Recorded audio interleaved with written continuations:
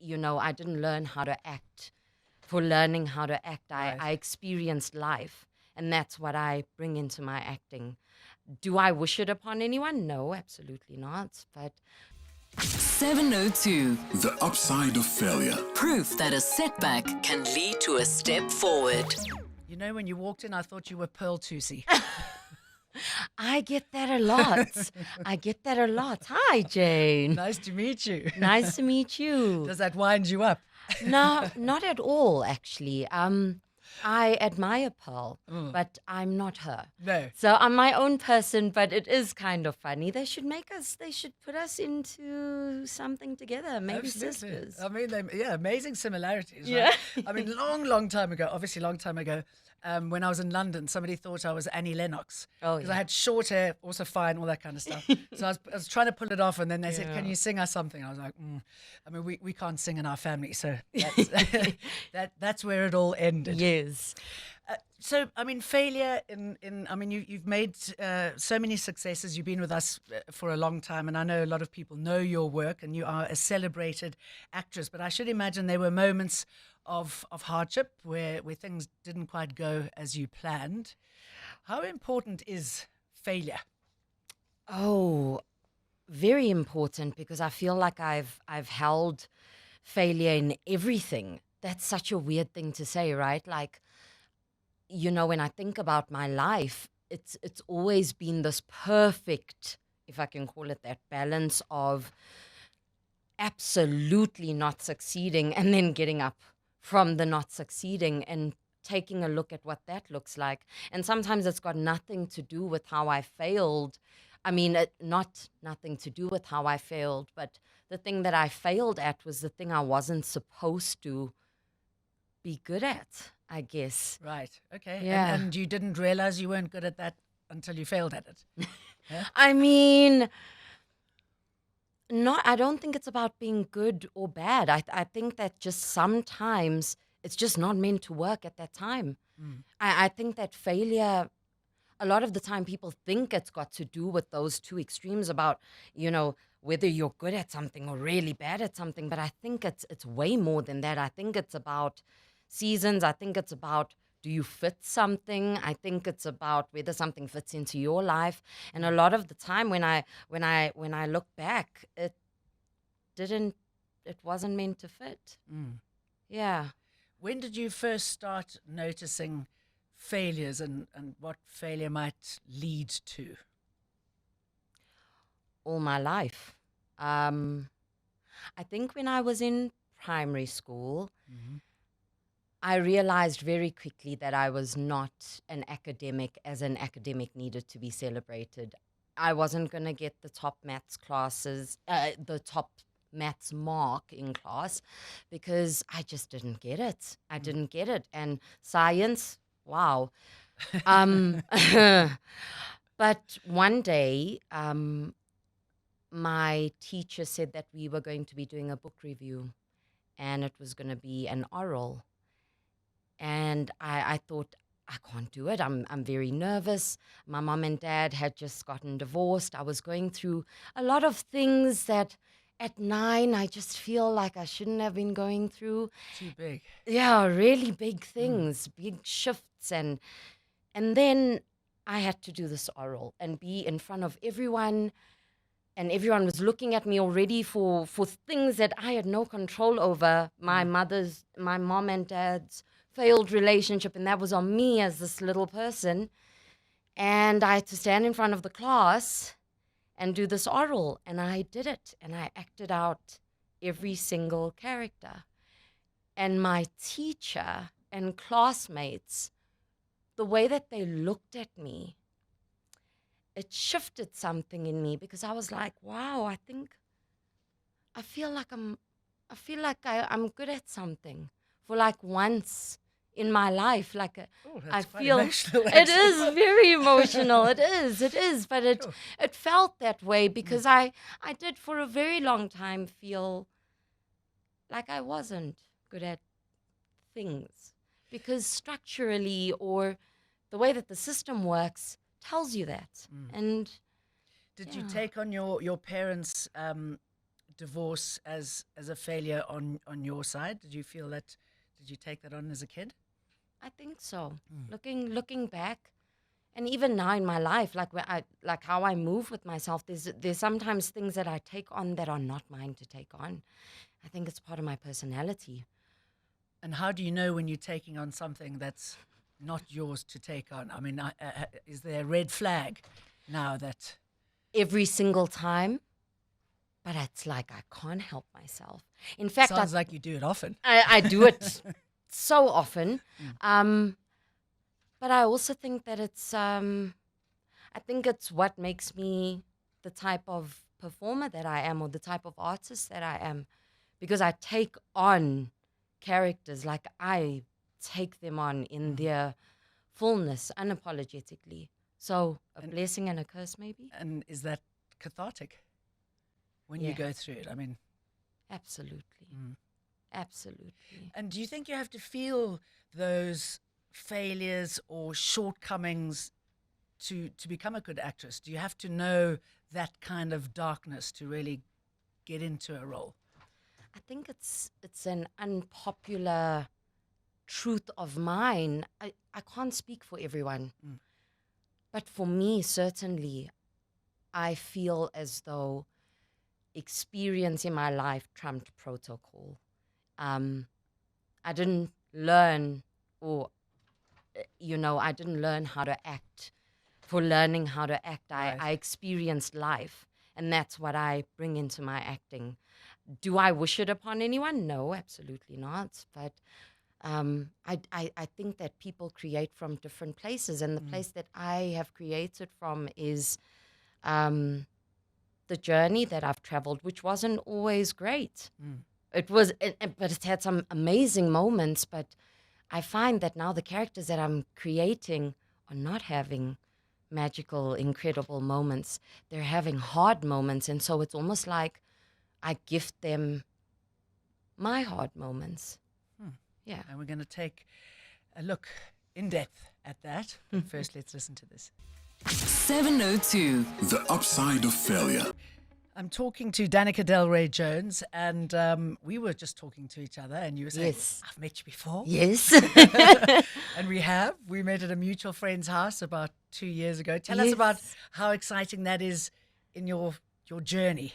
It's insane because, funny enough, I think I was going to be jumping into shooting, like day one of hunting Jessica Brock that week. And I had met you guys on the Friday, and I was feeling I was supposed to be on another project, and I wasn't able to do that project because I had booked Jessica Brock, hunting Jessica Brock.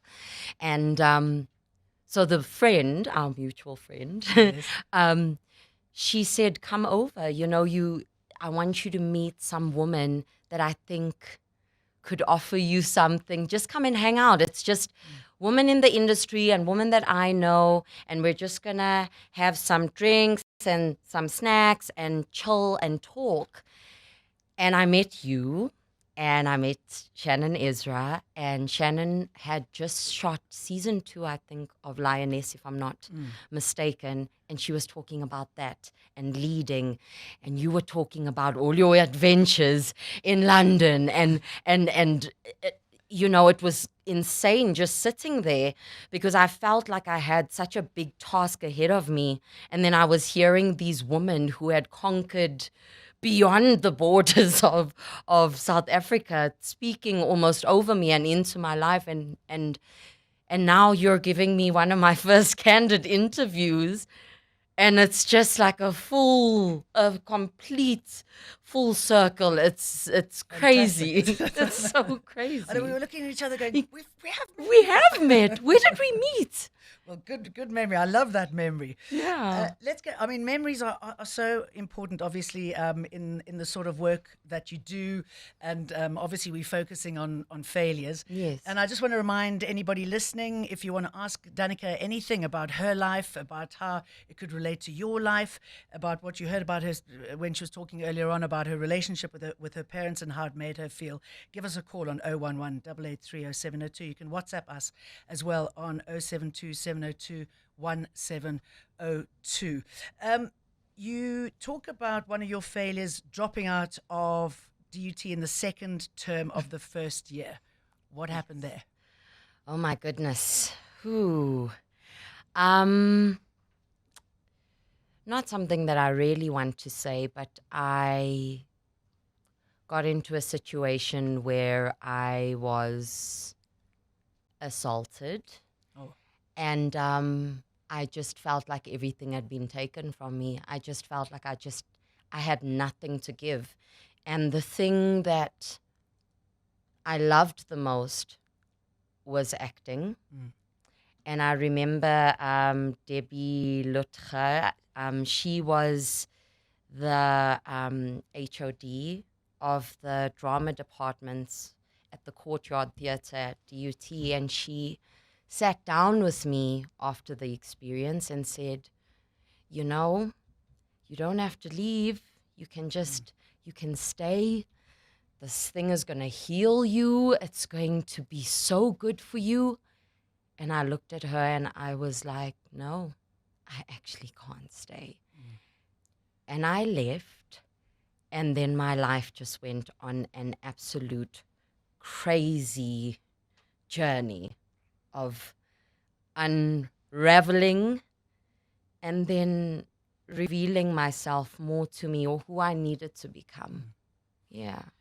so I'm sorry you were assaulted. I mean, how awful. But Yeah. but I mean, so you were saying it in a funny way, it sort of taught you stuff about yourself that you might not have known. Yeah, 100%, I think.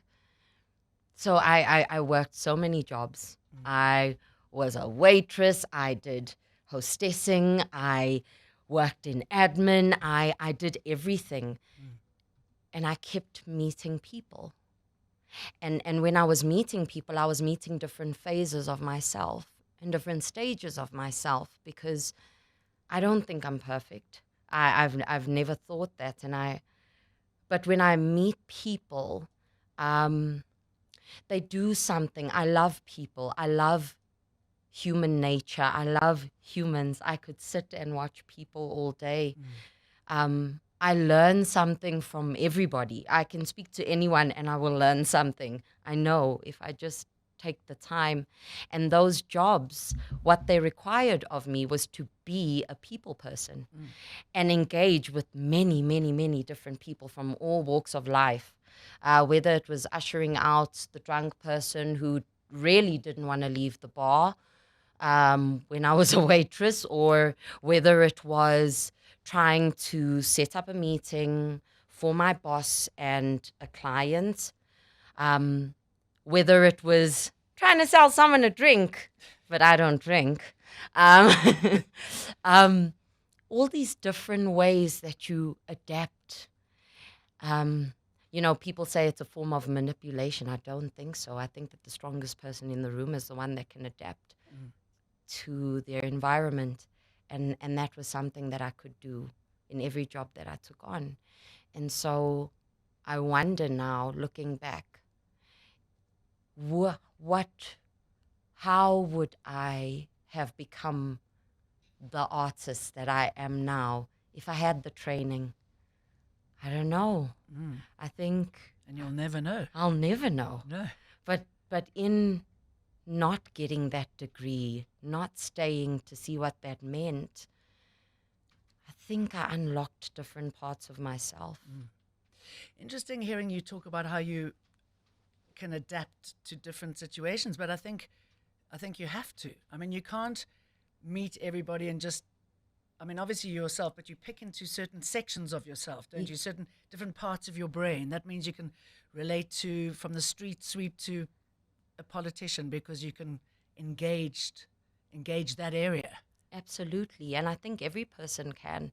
I think just as actors, we are so lucky because we get to do it full force and really throw ourselves into characters fully instead of just slightly adapting to certain things, to fully take on and embody people that we didn't think we'd be able to embody, or in situations that we've never even experienced.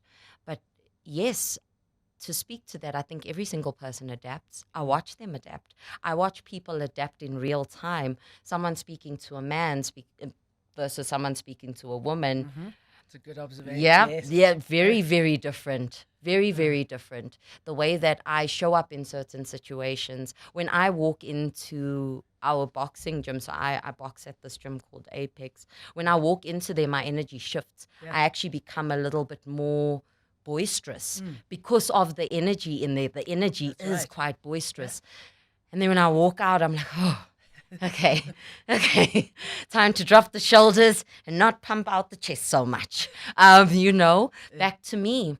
But I do think, I think that's what makes, I think that's why I love the human condition so much. It incredibly special that you celebrate something so horrible that happened to you. I mean, I guess you've got to put it in a good box, right? So I mean, that's fascinating to hear that you can celebrate something so awful Yeah. and take the good out of it if you are able to. It's Yeah. important. Yeah. Or maybe it stays awful, but I think I look at it differently now. I think I see the steps. I see my missteps and I see the steps that I had to take afterwards. And I think it brought me to this place. I don't think I would have gotten to this place.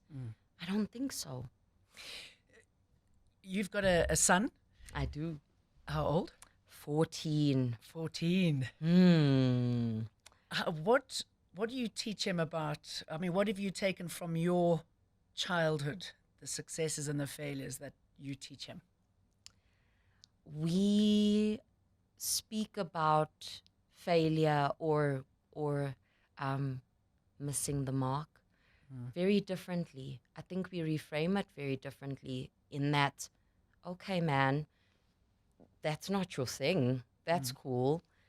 Look at all these other great things. I think I've even put him in a school that is very, they see the child and his personality and what he does holistically versus systemically. And I try to do that as well. He's taught me a lot about myself. I always say that he saved me, What way? Yeah. I got out of a very toxic relationship because of my son. Really? Yes. How did he guide you? Because I cared about him more than I cared about myself at that time. And I felt for the first time ever that there was someone that I wanted to protect. And then I realized that he was a part of me, so that it meant I had to protect myself too. And through my life, through my journey, even now, taking on, being seen is not an easy thing for me. Having eyes on me and it's not an easy thing, which is so weird because I'm an actor, right? But the way that he holds that as a young man is very interesting. What do you mean? So I have been having little panicked moments where I'm unable to hold myself, and I have to cry. I have to take the moment. And my son will look at me and go to the kitchen and make me a cup of tea and come and sit with me on the bed and hold my hand and be like, Mom, you're doing so good. You're doing so good, Mom. It doesn't matter. It doesn't matter if people don't like it. Why you did it. They didn't do it. And Oh man, I don't know. He's been one of the biggest blessings, him and my husband. One of the most incredible, two of the most incredible blessings in my life. Because the way that they hold me as men, wow, has been, is helping me with things that traumatized me earlier in my life. Doesn't mean I'm over them. Doesn't mean that it isn't still triggering. Not at all. What I mean is I'm making space for how I'm going to hold it differently. Lucky to have those powerful people in your life. I mean, we've got a message here Yes. from Dr. Philemon, and he just says, Friday show always a treat. Thank you for an intriguingly profound interview, savoring every moment. And we're going to talk to you more, but right now it's 2:31. 702. The upside of failure. Speaking to Danica De La Rey Jones, South African actress. We've seen her on Scandal, Generations, now in Hunting, Jessica Brock. And Abel, who I'm working with, was frightened when he saw you because of some of your characters. You should be. You ran out of the studio. Tell us about your relationship with your uncle and where you felt that you got that wrong or you let him down. He was everything to me. He was like a father figure. He is my mom's younger brother, was my mom's younger brother. They were like twin souls, the two of them. And he was the person where whenever I was stuck or whenever something was happening in my life, he would sit down and he used to call me Deanie Bugs. And he would sit down and give me a talk in the calmest way ever, whether I was in the wrong or felt wronged, whatever it was. And he spoke to me at the same tone every single time with this kindness. So how I started my acting journey is so interesting. A friend of mine, Menzi Mkwane, was writing a play, and I was asking God for a sign, and so naturally he puts me in front of a stop sign while I'm walking to work, and I'm just like, it's actually Not like that you one. can't make it up. Like, okay, great. And I stopped in front of it, and I just started bawling my eyes out. And then my friend who is catching a taxi to Durban, we were in school together. We were the two standouts for drama, him for theory and myself for practical in our year. And he was like, buddy, why are you crying? And I was like, I feel like it's never going to get better than this. I was earning 3,000 Rand a month. My mom said, from that 3,000, you will pay rent, you will sort out your son, and the rest is yours. And when it runs out, you can ask me for help. But you have to with that 3,000 Rand, sort yourself out, because that's for the rest of your life. And that's what I was earning. I was on my way to my job. And he said, buddy, I'm writing a play and you're going to be a part of it. And I said, I don't know how to act. Remember, I can't act. I didn't finish my degree like you. I didn't stay in it. I've been floating around trying to figure out life. And he's like, I'm writing a play. And 2 years later, the call did come. And he said, I've written you a role, and it's Naomi. And she is an African Sanusi that helps people cross over to the afterlife.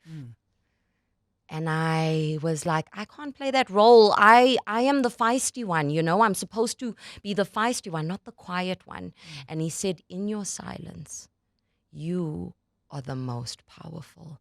And I don't think you know that about yourself yet. Trust me, buddy. And it's our final tech rehearsal. And my phone rings, and I never answer my phone. But it rang.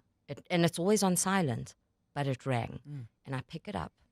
And my boyfriend at the time says, Danica, I'm so sorry.